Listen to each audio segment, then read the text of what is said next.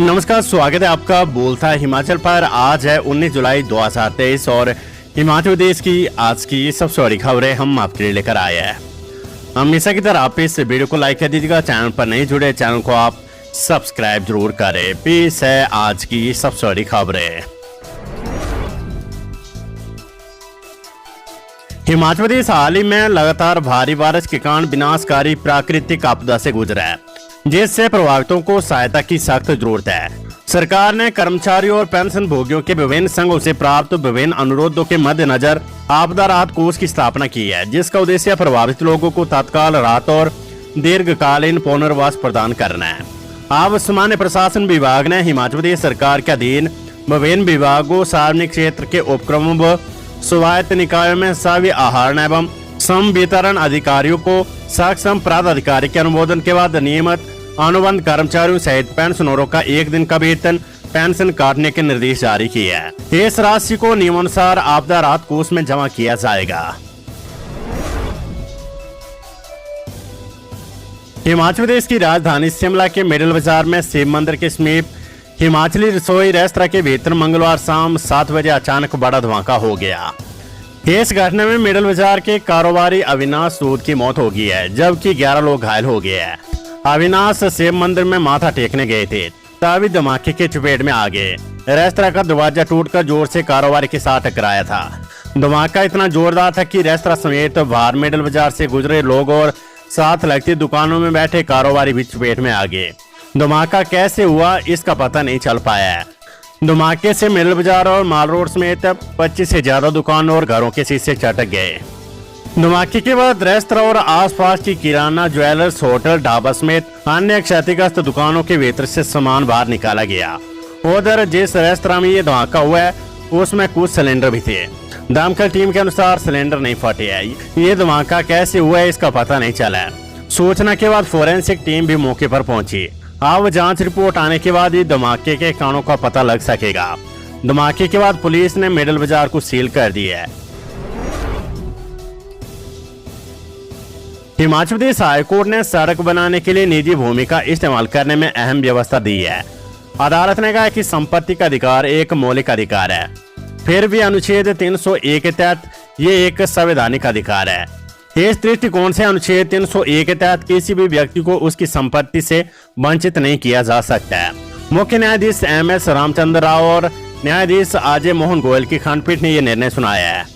अदालत ने बिलासपुर निवासी लक्ष्मण सिंह की याचिका को खारिज करते हुए कहा कि कोई भी अधिकारी या ग्रामवासी प्रतिवादी को सड़क बनाने के लिए अपनी जमीन देने के लिए बाध्य नहीं कर सकता है।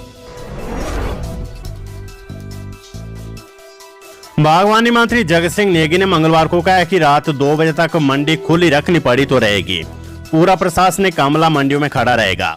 जरूरत पड़ी तो निगरानी के लिए बटालियन लगाएंगे, पर सेब तोल कर ही बिकेगा। बागवानी मंत्री जगत सिंह नेगी ने मंगलवार को बागवानों और आड़तियों के प्रतिनिधियों के साथ बैठक के दौरान साफ किया कि किसी भी सूरत में सरकार ये फैसला वापस नहीं लेगी। आड़तियों ने अगर किलो के हिसाब से सेब नहीं बेचा तो उनके लाइसेंस रद्द कर दिए जाएंगे। सरकार के आदेशों के बावजूद मंडियों में पेटियों के आधार पर बोली की शिकायतों पर बागवानी मंत्री ने कड़ी नाराजगी जताते हुए कहा कि हर हाल में कानून का पालन करना होगा। नेगी ने कहा कि बागवानों की समस्याओं को सरकार हल करेगी और आड़तियों के हितों का भी ख्याल रखा जाएगा। बैठक में संयुक्त किसान मंच के संयोजक हरीश चौहान और सह संयोजक संजय चौहान ने कहा कि 24 किलो की शर्त के कारण भ्रम की स्थिति बन रही है, इसलिए सरकार अध्यादेश लाकर यूनिवर्सल कार्टन को अनिवार्य करे। 2 किलो की अवैध कार्ड को तुरंत बंद किया जाए। मुख्यमंत्री सुखविंदर सिंह सुक्खू ने स्वास्थ्य विभाग की बैठक की अध्यक्षता करते हुए प्रदेश के लोगों की सुविधा के लिए राज्य के चिकित्सा महाविद्यालयों में कैजुअलिटी विभाग को सुदृढ़ करने की आवश्यकता पर बल दिया।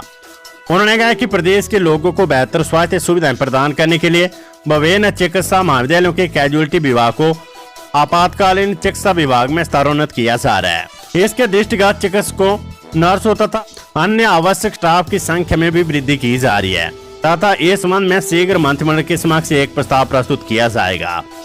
मुख्यमंत्री ने कहा कि प्रदेश के लोगों को विशेषज्ञ चिकित्सा सुविधाएं प्रदान करना वर्तमान राज्य सरकार की प्राथमिकता है। आपातकालीन चिकित्सा विभाग में चिकित्सक तथा पैरामेडिकल स्टाफ 8 घंटे की शिफ्ट में काम करेंगे, जिससे आपातकालीन सेवाओं को सुदृढ़ करने में सहायता मिलेगी। नेता प्रतिपक्ष जयराम ठाकुर ने कहा कि आपदा की वजह से पूरे प्रदेश में भारी नुकसान हुआ है। इस आपदा में किसानों और बागवानों को भी बहुत ज्यादा नुकसान हुआ है। लोगों के बगीचों को नुकसान हुआ है। खड़ी फसलें खेतों में बर्बाद हो गई है। जो बची रह गई है वे सड़कें खराब होने की वजह से मंडियों में नहीं पहुंच पा रही है, जिसकी वजह से किसानों और बागवानों को नुकसान उठाना पड़ रहा है। इसलिए सरकार जल्द से जल्द सड़कों को सही करवाकर यातायात बहाल करवाए, जिससे बागवानों और किसानों के उत्पाद आसानी से मंडियों में पहुंच सके और उत्पादक को आय हो। नेता प्रतिपक्ष ने कहा कि आपदा के 10 दिन बाद भी बहुत सी जगहों पर अभी भी कोई सरकारी सहायता नहीं पहुंची है। बिजली, पानी और नेटवर्क की सुविधाएं बहाल नहीं हो पाई है। 10 दिन से बिना पानी की सप्लाई के लोग किस तरह से जीवन यापन कर रहे हैं, आज के समय में इसकी कल्पना भी नहीं की जा सकती है। लोग बारिश का पानी इकट्ठा करके अपना गुजारा कर रहे हैं। नेता प्रतिपक्ष ने कहा कि बिना बिजली, पानी, संचार और चिकित्सा सुविधाओं के बिना 10 दिन से लोग सरकारी मदद का इंतजार कर रहे हैं, लेकिन सरकारी मदद तो दूर, कई गांवों में आज तक सरकार का कोई प्रतिनिधि भी नहीं पहुंचा। मुख्यमंत्री सुखविंदर सिंह सुक्खू ने सभी शहरी स्थानीय निकायों में विभिन्न नागरिक सेवाएं ऑनलाइन उपलब्ध करवाने की सुविधा प्रदान करने के दृष्टिगत एक राज्य एक पोर्टल प्रणाली लागू करने के निर्देश दिए हैं। शहरी विकास विभाग की आयोजित बैठक की अध्यक्षता करते हुए मुख्यमंत्री सुखविंदर सिंह सुक्खू ने यह बात कही है। उन्होंने सभी सरकारी सेवाओं को ऑनलाइन करने पर भी बल दिया ताकि लोगों को कार्यालयों के बार बार चक्कर न लगाने पड़े। उन्होंने संपत्ति कर, बिलों का भुगतान, नोटिस प्रबंधन, सभी अनापत्ति प्रमाण पत्र और स्वीकृतियों इत्यादि को ऑनलाइन करने के निर्देश दिए हैं। इससे लोगों को तत्काल सेवाएं उपलब्ध होगी और भ्रष्टाचार की संभावनाएं भी शून्य होगी। उन्होंने कहा कि सभी शहरी स्थानीय निकायों में संपत्ति कर की गणना और एकत्रीकरण भी ऑनलाइन माध्यम से किया जाएगा। मुख्यमंत्री सुखविंदर सिंह सुक्खू ने सचिवालय में मुख्यमंत्री सुख आश्रय योजना की समीक्षा की। योजना में पात्रानाथ बच्चों के फॉर्म शीघ्र भरने की अवस्था पर बल देते हुए उपमंडल स्तर पर बाल विकास परियोजना अधिकारी को योजना के फॉर्म उपलब्ध करवाने के निर्देश दिए। उन्होंने अधिकारियों को योजना में फॉर्म भरने की सुविधा प्रदान करने के लिए एक विशेष अभियान आरंभ करने के लिए भी कहा है। योजना के लिए 6 जुलाई 2023 को मानक संचालन प्रक्रिया अधिसूचित की गई थी।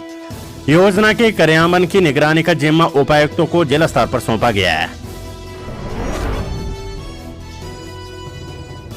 सेब मंडी परवाणु और सोलन में सेब के अलग अलग किस्म के सेब की खेप पहुंचना शुरू हो गई है। इसके बागवानों को अच्छे दाम मिल रहे हैं। मंगलवार को दोनों मंडियों में रॉयल किस्म के सेब ने दस्तक दे दी है। रॉयल सेब 136 रुपए प्रति किलो तक बिका, जबकि सफर किस्म 160, रेड गोल्डन 90 रुपए किलो तक बिका। वहीं सब्जी मंडी सोलन में टमाटर के दाम भी 40 से 100 रुपए प्रति किलो रहे। इस बार फल सब्जियों से पिछले वर्ष से अधिक कारोबार होने की संभावना है। वर्तमान में सेब टमाटर की खरीद करने के लिए तमिलनाडु, महाराष्ट्र, दिल्ली समेत अन्य राज्यों से कारोबारी पहुंच रहे हैं। सब्जी और फल मंडी सोलन और परवाणु में सेब मंडी में हाल ही में पहुंच रहे सेब का आकार छोटा है। कुछ एक जगह से कच्चा सेब भी मंडी में पहुंच रहा है। सीजन से पहले मंडी पर पहुंचने पर इसके दाम बागवानों को अच्छे मिल रहे हैं। अभी मंडी में सेब का एक बॉक्स 1600 से 3500 रुपए तक बिक रहा है। इसमें रॉयल सेब सबसे अधिक 3500 रुपए तक बिक रहा है। हिमाचल प्रदेश में मानसून की बारिश से तबाही जारी है। जगह जगह भूस्खलन के चलते राज्य में सैकड़ों सड़कें, जलापूर्ति योजनाएं व बिजली ट्रांसफार्मर ठप है। राज्य आपदा प्रबंधन प्राधिकरण के अनुसार प्रदेश में भारी बारिश से 4636 करोड़ रुपए की सरकारी व निजी संपत्ति तबाह हो चुकी है। भारी बारिश से ननखंडी पांडाधार सड़क पर 50 मीटर हिस्सा पूरी तरह से नष्ट हो गया है। वहीं भूस्खलन के बाद यहां एक कार अनियंत्रित होकर खड्ड में जा गिरी। हादसे में 3 लोगों की मौत हो गई है। भूस्खलन के चलते ननखंडी तहसील की 18 पंचायतों का रामपुर और शिमला दोनों से संपर्क कट गया है। मौसम विभाग ने 4 दिनों तक राज्य के कुछ हिस्सों में भारी बारिश का येलो अलर्ट जारी किया है। मौसम विज्ञान केंद्र शिमला के अनुसार मैदानी, मध्य और उच्च पर्वतीय जिलों के कई भागों में 18, 19, 21 और 22 जुलाई तक भारी बारिश का येलो अलर्ट है। राज्य में 24 जुलाई तक बारिश का सिलसिला जारी रह सकता है। जिला कुल्लू में बारिश और बाढ़ से हुए नुकसान से अभी तक दुश्वारियां कम नहीं हुई है। जिला कुल्लू की रघुपुर घाटी में 10 दिनों से जनजीवन अस्त व्यस्त है। इन पंचायतों के लोगों को जरूरी काम के लिए 9 किलोमीटर तक पैदल सफर कर बस पकड़नी पड़ रही है। भारी बारिश की स्थिति में भूस्खलन, अचानक बाढ़ और नदी नालों के जलस्तर में बढ़ोतरी होने की आशंका है। अलर्ट को देखते हुए स्थानीय लोगों, पर्यटकों को नदी नालों से दूर रहने की सलाह दी गई है। संबंधित विभागों की ओर से जारी किए गए दिशा निर्देशों का पालन करने को कहा गया है। कृषि विभाग के एक प्रवक्ता ने मंगलवार को बताया कि प्रदेश में जुलाई 2023 में भारी बारिश के कारण बाढ़, बादल फटने, भूस्खलन जैसी प्राकृतिक आपदाओं से भारी नुकसान हुआ है।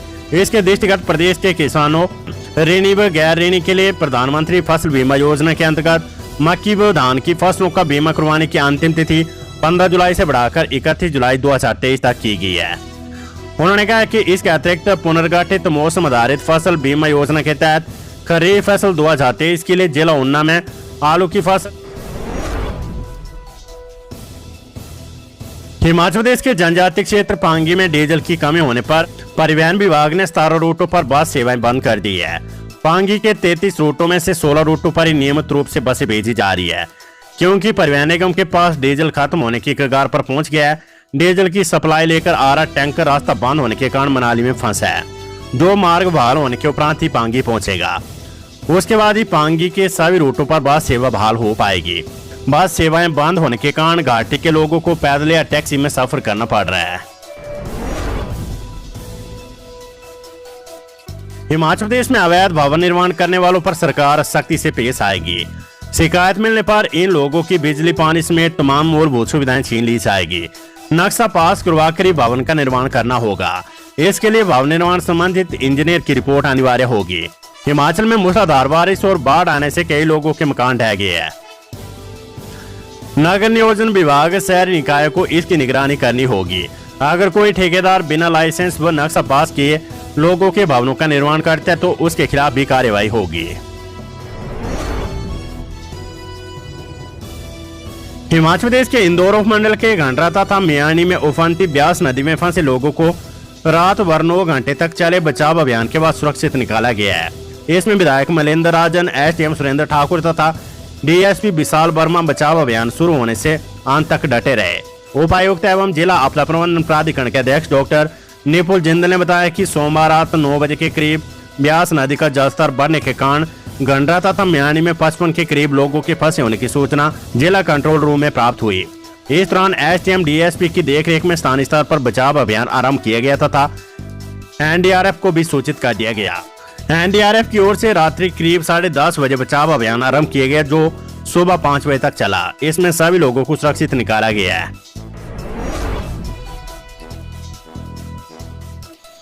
तो ये थी हिमाचल प्रदेश की आज की सबसे बड़ी खबरें। हमेशा की तरह आप इस वीडियो को लाइक कर दीजिएगा और हमारे चैनल बोलता है हिमाचल को आप सब्सक्राइब जरूर करें। नमस्कार, जय हिंद, जय भारत।